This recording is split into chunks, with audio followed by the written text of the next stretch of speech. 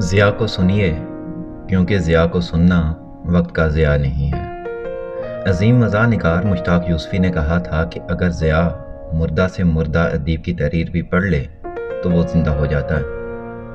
English ہو، اردو یا فارسی زبان کو درست لفظ اور لب و لہجے سے ادا کرنے کا کام ضیاء محی الدین سے بہتر کوئی نہ کر سکا۔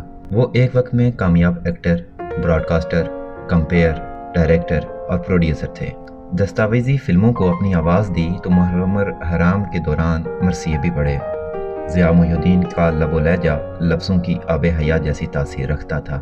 یہ پاکستان کی واحد ادبی شخصیت ہیں جن کے پڑھنے اور بولنے کے انداز کو عالمی شہرت ملی۔ آواز کی کھنک، الفاظ کا اتار چڑھاؤ، شعر پڑھنے کا انداز ایسا کہ انسان کھو کر رہ جاتا تھا۔ جی چاہتا تھا کہ وہ پڑھتے رہیں اور ہم سنتے رہیں۔ انہیں سن کر انسان کو ایسا معلوم ہونے لگتا ہے کہ وہ بھی اعلیٰ تعلیم یافتہ ہے۔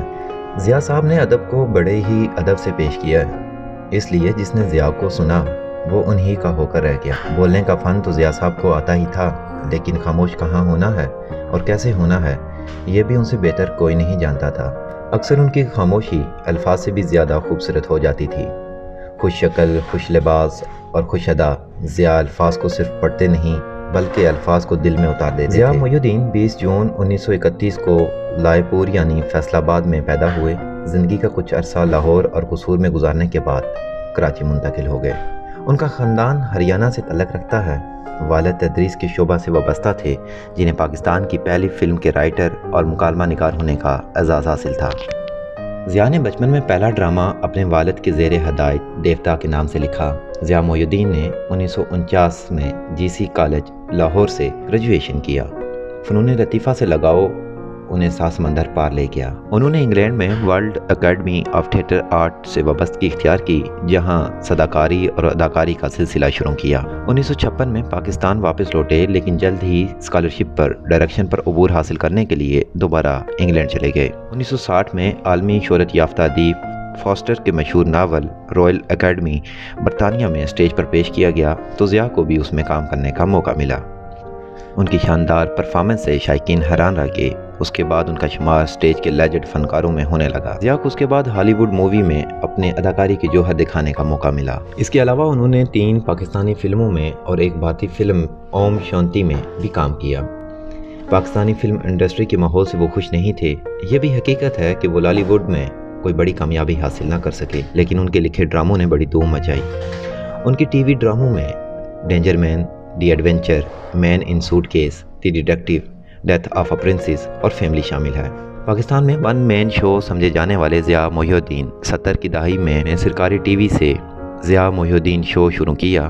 ضیاء اس پروگرام کے اختتام پر کوئی منفرد ڈانس کیا کرتے تھے جو شائقین کے دلوں کو خوب بھاتا تھا۔ انہوں نے پاکستان ٹی وی سے بے، چچا چکن اور ضیاء کے ساتھ جو جانے وہ جیتے جیسے پروگرام پیش کیے۔ پاکستان پیپلز پارٹی کے پہلے دور حکومت میں اسماعیل ناز آرٹسٹ کو آرٹس اکیڈمی کا سربراہ مقرر کیا گیا۔ جنرل ضیاء کے مارشل لا کے بعد وہ مایوس ہو کر واپس برطانیہ چلے گئے۔ 80 کی دہائی میں انہوں نے برطانیہ کے شہر برمنگھم میں دوبارہ رہائش اختیار کی اور وہاں فن و آرٹ کے حوالے سے کام کرتے رہے۔